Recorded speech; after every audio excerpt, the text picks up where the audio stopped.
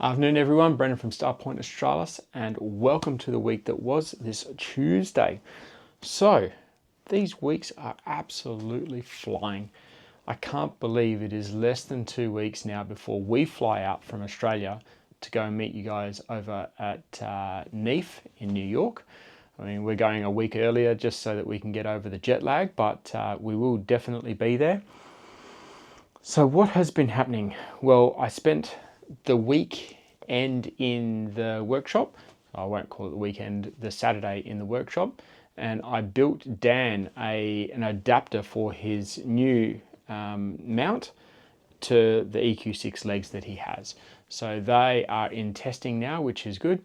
It's this one's not something that I'll be making a product or prototyping. I can build all sorts of things at any given point in time, but that will be for Dan so that he can start testing the new versions of the SP3 firmware.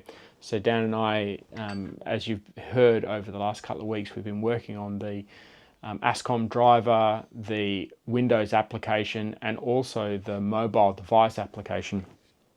And I'm pleased to say that in terms of firmware, I've fixed everything that I needed to fix. There may be some little bits and pieces that I need to sort out with the interface between the computer driver, or the ASCOM driver I should say, and the firmware, but there'll be little things like I've left something in, and I call it getting noisy, where there's a little a serial print like a hello world that comes through and it's not meant to be there. But pretty much all the firmware is done and dusted, and everything that I needed and wanted to implement is actually implemented at this stage. So what does that mean? Well, we're preparing everything now for NEAF, obviously. We're going to be bringing 10 of the SP3 focusers along with us to NEAF. If you are interested in a high quality, purpose designed, made focuser, rack and pinion, it's got Bluetooth connectivity, you know, we can get down to 1 micron steps if we need to. Payload capacity, I mean, I've tested it to 6 kilos quite regularly, and it is accurate to within 1 micron repositioning. I won't say that it's like anything. I've done the testing for this, and you will have seen that, maybe not, but we did some testing about this. Like anything, it's not flexure free. If anybody is saying to you that there is zero flexure in their equipment, there's some pretty funky things that are going on.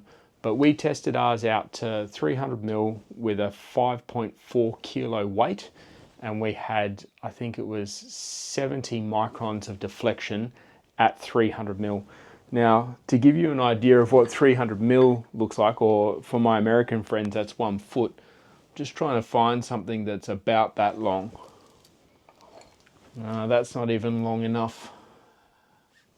Put it this way, this is probably about 100 mil too short, but we're talking hanging out kind of that far from the focuser itself, which is extraordinary. And most rigs and imaging rigs are sitting about here, all the main mass.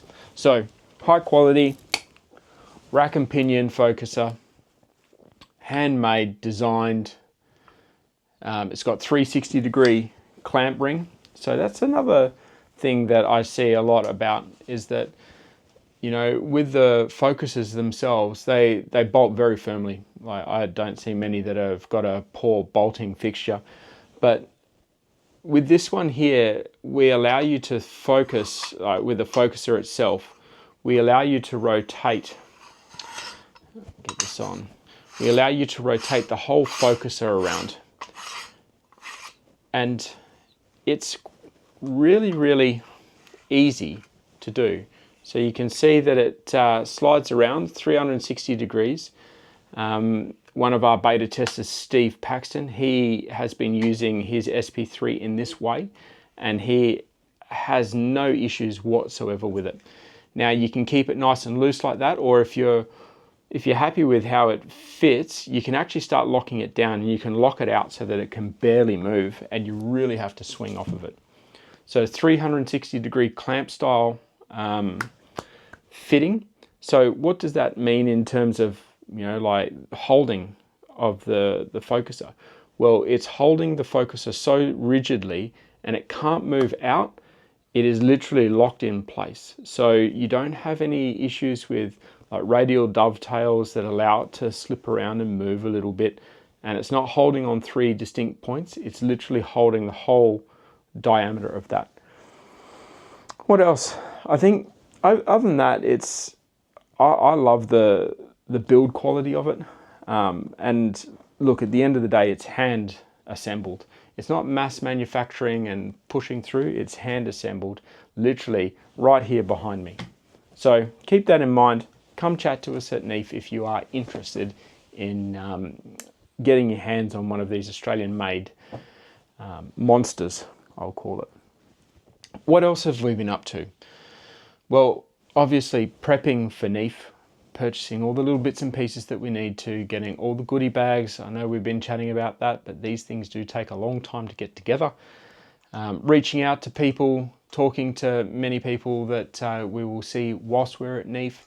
And if you're going to come, you should chuck into some comments that you're going to be there so we can look out for you as well.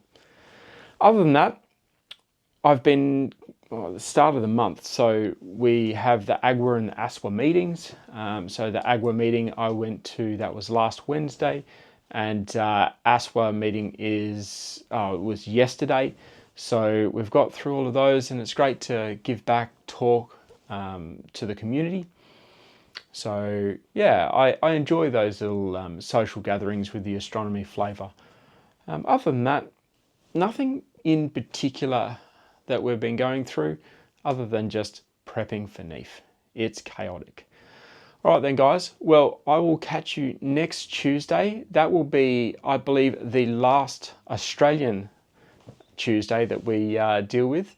And then we'll give you one, I guess, from NEAF. Well, sorry, pre-NEAF, but we'll give you one from the US when we arrive there.